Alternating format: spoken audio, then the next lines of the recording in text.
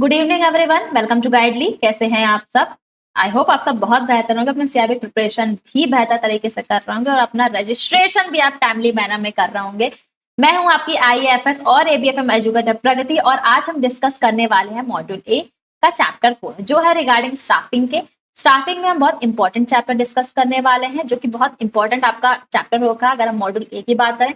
इसमें हम डिस्कस करेंगे आज knowledge and learning management. Last year में आपका इस टॉपिक का वेटेज बहुत ज्यादा देखा गया और अगर मैं ड्यूरिंग 5 ईयर्स के अगर एनालिसिस की बात करूं तो उसमें भी आपके इस टॉपिक का वेटेज बहुत ही ज्यादा देखा गया। तो चैनल पे नए हैं तो चैनल को सब्सक्राइब कर लीजिएगा और साथ ही साथ पता है ना क्या करना है आपको, टेलीग्राम चैनल ज्वाइन करना बिल्कुल भी मत भूलिएगा क्योंकि क्लास का पीडीएफ आपको इसी टेलीग्राम चैनल पे मिलता है। लिंक आपको डिस्क्रिप्शन बॉक्स में। तो without any delay let's proceed. बात करते हैं नॉलेज एंड लर्निंग मैनेजमेंट। क्या होता है नॉलेज एंड लर्निंग मैनेजमेंट? देखिए, एक सिंपल ढंग से अगर बात करूं तो एक ऐसा प्रोसेस है जिसके जरिए हम जो नॉलेज है उसको शेयर कर रहे हैं, नॉलेज को जनरेट करने का काम कर रहे हैं, एक्सचेंज करने का काम कर रहे हैं, उसको मैनेज करने का काम कर रहे हैं ताकि जब भी जिस भी इंफॉर्मेशन की जरूरत हो वो एम्प्लॉयज के लिए एक्सेसिबल हो सके ताकि उनकी नीड जब है उसे उसका इस्तेमाल किया जा सके। यानी कहा जा सकता है कि एक ऐसा प्रोसेस है, एक ऐसा मैनेजमेंट है जिसके तहत जो रॉ इंफॉर्मेशन होती है उसे वैल्यूएबल एसेट में कन्वर्ट किया जाता है। इसी इंफॉर्मेशन के जरिए जब इंप्लॉयज को इसकी जरूरत होती है तो उसकी वह हेल्प से उसका इस्तेमाल कर सकते हैं ताकि इस बात को इंश्योर कर सकें कि ये जो ग्रोथ है कंपनी की वो लगातार बनी रहे, साथ ही साथ इस कंटिन्यूस लर्निंग के साथ जो कंपनी की ग्रोथ है वो भी सस्टेनेबल और लगातार बनी रहे। इसी को कहते हैं नॉलेज एंड लर्निंग मैनेजमेंट। तो बात कर लेते हैं डेफिनेशन की ताकि आपको और अच्छे से क्लियर हो जाए। तो नॉलेज मैनेजमेंट जिसे इन शॉर्ट केएम भी कहा जाता है एक स्ट्रेटेजिक प्रोसेस होता है, एक ऐसा प्रोसेस जिसके जरिए हम कैप्चर करते हैं, गैदर करते हैं, ऑर्गेनाइज करते हैं इंफॉर्मेशन को, शेयर करते हैं इंफॉर्मेशन को और अप्लाई करते हैं किसी भी ऑर्गेनाइजेशन की जो नॉलेज हो रखी है, जो एक्सपर्टीज हो रखी है उसका इस्तेमाल करते हैं ताकि कंपनी का या ऑर्गेनाइजेशन का जो डिसीजन मेकिंग प्रोसेस है उसे इंप्रूव कर सके, उसे बेहतर कर सके और साथ ही साथ उसमें इनोवेशन और टेक्नोलॉजी की इन्वॉल्वमेंट भी कर सके। यानी एक ऐसा प्रोसेस, एक ऐसा सिस्टम जिसके जरिए जो इंफॉर्मेशन है, किसी भी ऑर्गेनाइजेशन का जो नॉलेज है, जो एक्सपर्टीज है उसको हम कैप्चर करने का काम करते हैं, उसको हम ऑर्गेनाइज करने का काम करते हैं, उसको हम शेयर करने का काम करते हैं जिससे उस ऑर्गेनाइजेशन के जरिए, उस कंपनी के जरिए या फिर उस फर्म के जरिए जो डिसीजन लिया जाता है उसे और इम्प्रूव किया जा सके, बेहतर किया जा सके, साथ ही साथ इनोवेशंस नए नए इन्वॉल्व हो सके, ज्यादा से ज्यादा टेक्नोलॉजी का यूज किया जा सके। क्योंकि नॉलेज मैनेजमेंट अगर मैं बात करूं तो नॉलेज मैनेजमेंट बात करता है यूटिलाइजेशन की, टेक्नोलॉजी की, इनोवेशंस की, ठीक है, लोगों की, इंप्रूवमेंट की, इंफॉर्मेशन की, इन सब की बात नॉलेज मैनेजमेंट के तहत की जाती है।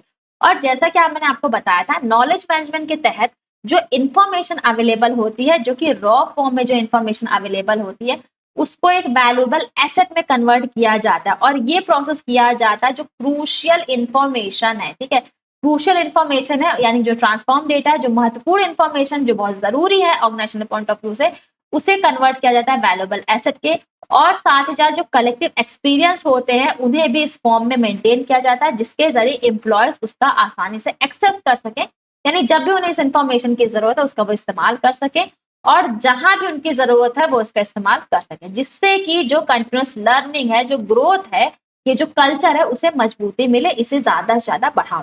तो नॉलेज मैनेजमेंट एक ऐसा प्रोसेस है जिसके जरिए जो किसी भी ऑर्गेनाइजेशन में जो नॉलेज है, जो एक्सपर्टीज है, यानी जो लोग उसमें काम कर रहे हैं उनके नॉलेज को शेयर किया जाता है, कैप्चर किया जाता है ताकि जो डिसीजन लिया जा रहा है, क्योंकि भाई डिसीजन मेकिंग प्रोसेस अगर बेहतर होगा तो कोई भी ऑर्गेनाइजेशन बेहतर तरीके से ग्रो कर पाएगा, लेकिन अगर आपका डिसीजन मेकिंग प्रोसेस बेहतर नहीं है तो ऑर्गेनाइजेशन के लिए ग्रो कर पाना बहुत मुश्किल हो जाता है।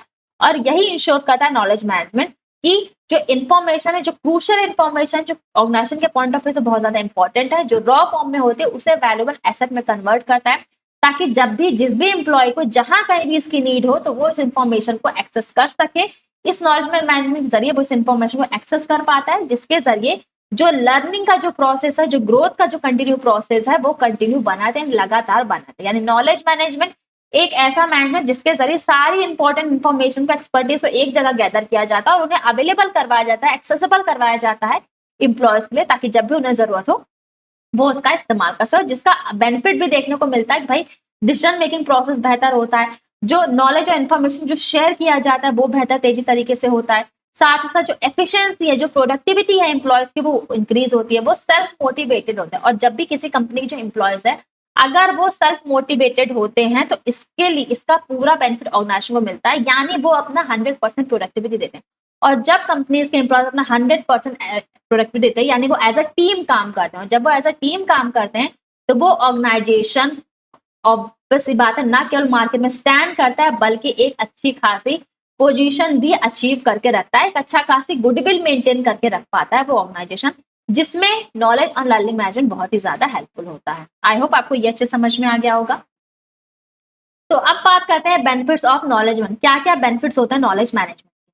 तो देखिए, सबसे पहला बेनिफिट की अगर बात होती है, फास्टर एक्सेस प्रोवाइड करता है नॉलेज और इन्फॉर्मेशन, यानी इसके जरिए नॉलेज मैनेजमेंट के जरिए जो इन्फॉर्मेशन होती है रॉ फॉर्म में होती है, जिसे वैल्यूएबल एसेट में कन्वर्ट किया जाता है। और जिसका फायदा ये होता है कि जो जब भी कभी इन्फॉर्मेशन की किसी जरूरत होती है या फिर किसी नॉलेज की जरूरत है, तो उसे तेजी से उसका काफी स्पीड में कह सकते हैं उसका एक्सेस किया जाता है, एक फॉर्म में एक जगह वो अवेलेबल होती है।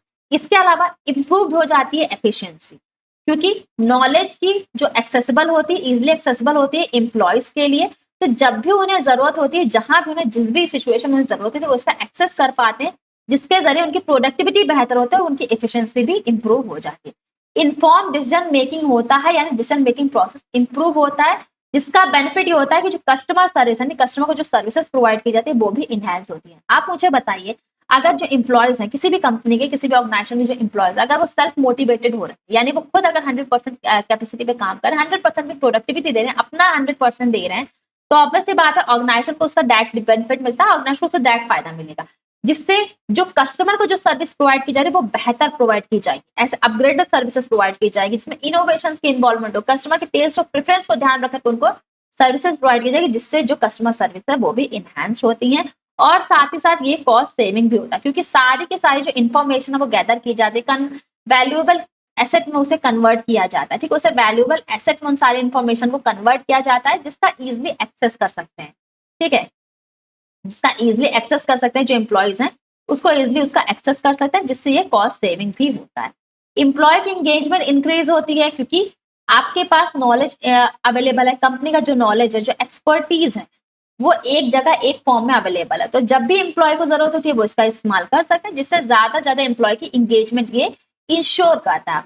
और एम्प्लॉय की ज्यादा इंगेजमेंट तो अपनी नॉलेज अपनी स्किल्स को शेयर करते हैं, जिससे इनोवेशन और ग्रोथ को भी बढ़ावा मिलता है। और जब किसी भी कंपनी के जरिए किसी भी ऑर्गेनाइजेशन के जरिए इनोवेशन और ग्रोथ पे ध्यान दिया जाता है, टेक्नोलॉजी की इन्वॉल्वमेंट की जाती है, तो वो कंपनी इस बात पे ज्यादा फोकस करती है कि वो कस्टमर के जो एक्सपीरियंस उसे कैसे बेहतर कर सके।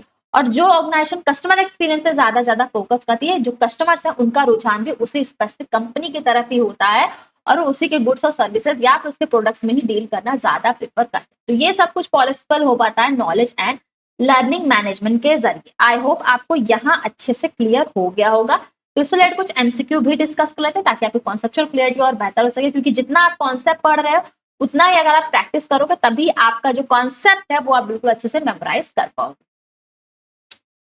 बात करते हैं फर्स्ट एमसीक्यू की। फर्स्ट एमसीक्यू कह रहा है knowledge management in an organisation primary refers to, यानी नॉलेज मैनेजमेंट क्या बताता है किसी भी ऑर्गेनाइजेशन। ऑप्शन ए कह रहा है कि सिर्फ और सिर्फ डेटा को स्टोर करना डेटाबेस में, ताकि फ्यूचर में उनका इस्तेमाल किया जा सके। ऑप्शन बी कह रहा है generating, exchanging, utilising and managing information and knowledge, यानी इसके जरिए इन्फॉर्मेशन को जनरेट किया जाता है, नॉलेज को जनरेट किया जाता है, यूज किया जाता है, एक्सचेंज किया जाता है, और साथ ही उनको यूटिलाइज किया जाता है।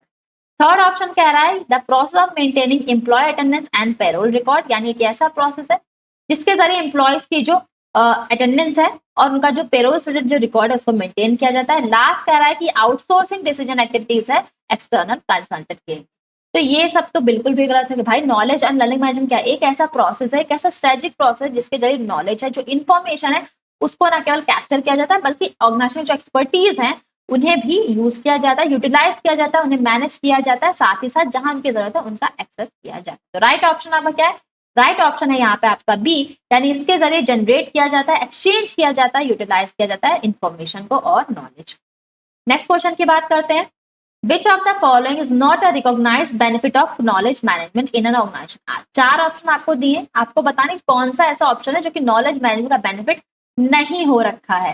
ठीक है, ऑप्शन ए कह रहा है making knowledge accessible to support innovative product and services, यानी जो नॉलेज है उसको सारे एम्प्लॉयज के लिए एक्सेसिबल करवाना, ताकि जो इनोवेटिव प्रोडक्ट्स है, जो सर्विसेज है, उन्हें सपोर्ट किया जा सके। ऑप्शन बी कह रहा है कि शॉर्ट करना जो डेवलपमेंट साइकिल्स है, ऑप्शन सी कह रहा है जो एम्प्लॉयज हैं उन्हें जब जिस कंटेंट की जो रेलेवेंट कंटेंट है जिसकी जरूरत है उसे प्रोवाइड करवाना, या फिर ऑप्शन डी जो एम्प्लॉयज की जो ट्रेनिंग है उसको रिड्यूस कर देना, कम कर देना, यानी नॉलेज शेयरिंग को बढ़ा देना और उसके जरिए जो ट्रेनिंग है एम्प्लॉयज की उसको कम करना। तो राइट ऑप्शन क्या है? राइट ऑप्शन है आपका डी, क्योंकि नॉलेज मैनेजमेंट ये कहीं से भी बात नहीं करता है कि आप एम्प्लॉयज की जो ट्रेनिंग है उसको कम कर दो, यानी नॉलेज शेयर को कहीं से भी रिप्लेस नहीं किया जाता एम्प्लॉयज की ट्रेनिंग से, क्योंकि एम्प्लॉयज की जो ट्रेनिंग फैसिलिटी प्रोवाइड की जाती है वो उनकी कैपेबिलिटीज को, उनकी एक्सपर्टीज को इनहांस करने के लिए किया जाता है, नॉलेज शेयरिंग उससे जस्ट अलग होता है।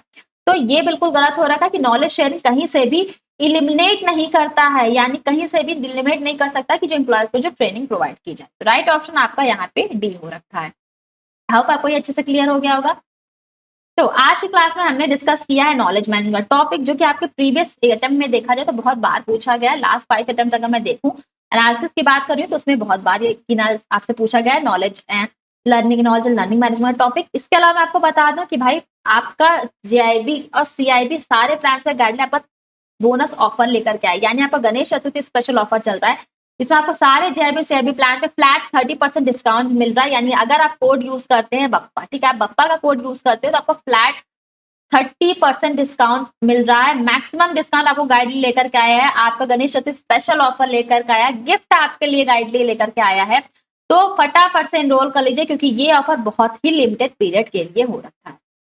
इसके अलावा टेलीग्राम चैनल ज्वाइन करना बिल्कुल भी मत भूलेगा, क्योंकि क्लास का पीडीएफ आपको इसी टेलीग्राम चैनल पे मिलेगा। चैनल पे नए हैं तो चैनल को सब्सक्राइब कर लीजिएगा। इसके अलावा आज की क्लास आपको कैसी लगी कमेंट सेक्शन में मुझे जरूर बताइएगा।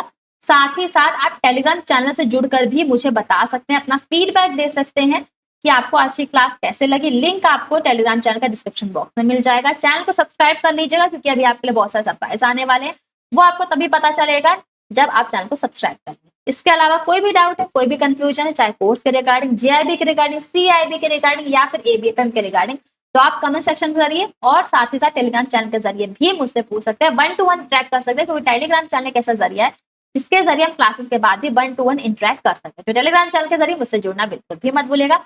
आज के लिए फिलहाल इतना ही, मिलते हैं नेक्स्ट वीडियो सीरीज में। Till then good night, take care.